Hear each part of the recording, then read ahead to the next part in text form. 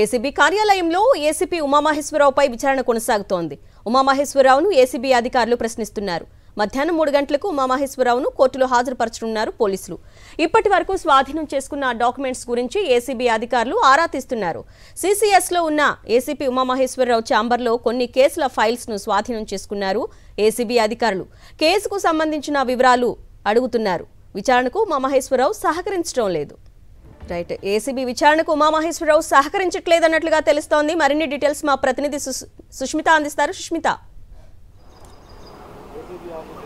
ఎస్ఆర్న మనం చూస్తున్నా నిన్న అరెస్ట్ అయిన రాత్రి కూడా అరెస్ట్ అయ్యారు. ఆ సమయం నుంచి కూడా ఏసీబీ కార్యాలయానికి కూడా ఉమామహేశ్వరరావుని ఇక్కడికి తీసుకొని వచ్చారు. అప్పటి నుంచి కూడా ఏసీబీ అధికారులు అతన్ని విచారణ చేస్తూ ఉన్నారు. అక్కడ ఏవైతే కీలక డాక్యుమెంట్స్ దొరికాయో దానికి సంబంధించి కూడా విచారణ చేస్తున్నప్పటికీ కూడా అతను రెస్పాన్స్ ఇవ్వడం లేదని కూడా ఇప్పటికే ఏసీబీ అధికారులు చెబుతున్నారు.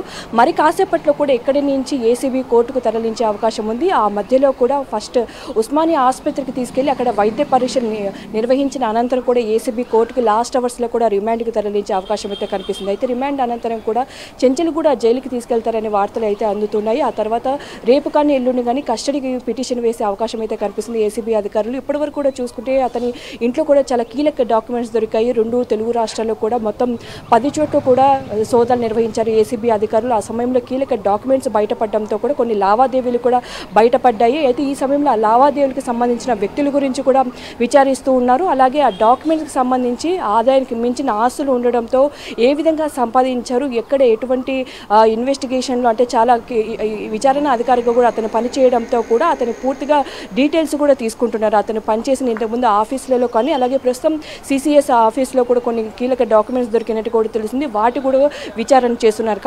కాకపోతే వాటిన్నిటి గురించి విచారణ చేసే సమయంలో కూడా అతను ఎటువంటి సహకరణ అందించడం లేదని ఒకవైపు ఏసీబీ అధికారులు చెబుతున్నారు. ఇప్పటికే ఏసీబీ జేడీ కూడా మనతో మాట్లాడడం జరిగింది. అయితే మరి కాసేపటి మరో గంటలో ఇక్కడి నుంచి కూడా ఏసీబీ కోర్టుకి తీసుకెళ్తామని కూడా చెప్తూ ఉన్నారు. అయితే అనంతరం కస్టడీకి తీసుకున్న తర్వాత పూర్తి విషయాలు బయటపడే అవకాశం అయితే కనిపిస్తుంది. ఆదాయానికి మించిన ఆస్తులలో అంతేకాకుండా రియల్ దందా గురించి అలాగే సాహితీ ఇన్ఫ్రా కేసులో మరో ఫార్మసీ కేసు కూడా ఇందులో ముడుపులు అందుకున్నారనే ఆరోపణలు వినిపిస్తూ ఉండడంతో కూడా ఎక్కడెక్కడ వర్క్ చేశారో అక్కడ ఎటువంటి ఆయన విచారణ చేసిన కేసుల గురించి కూడా బయటకు తీస్తున్నారు. ఆ విచారణ కేసుల్లో బాధితుల నుంచి ముడుపులు అందుకున్నారా లేకపోతే యజమాని నుంచి ముడుపులు అందుకున్నారా అనే కోణంలో కూడా పోలీసులు అయితే ఇన్వెస్టిగేట్ చేశారు. పూర్తిగా కూడా ఆయన కేసు నిర్వహించిన అంటే కేసులు తీసుకున్న సమయంలో ప్రతి దాని గురించి కూడా ఇన్వెస్టిగేషన్స్ చేస్తున్న సమయంలో కూడా చాలా వరకు బాధితులు ఫిర్యాదులు చేశారని కూడా తెలిసింది. ఆ ఫిర్యాదుల మేరనే ఏసీబీ అధికారులు కూడా అతన్ని ఏకకాలంలో సోదాలు సడన్గా నిన్న నిర్వహించారు. ఆ సమయంలో కూడా చాలా బయటపడడంతో కూడా అతన్ని ఇప్పటివరకు అవన్నీ స్వాధీనపరుచుకొని ప్రస్తుతం హెడ్ క్వార్టర్స్ తీసుకొని వచ్చారు. ఇక్కడ విచారణ అయితే నిన్న రాత్రి నుంచి కొనసాగుతూ ఉంది.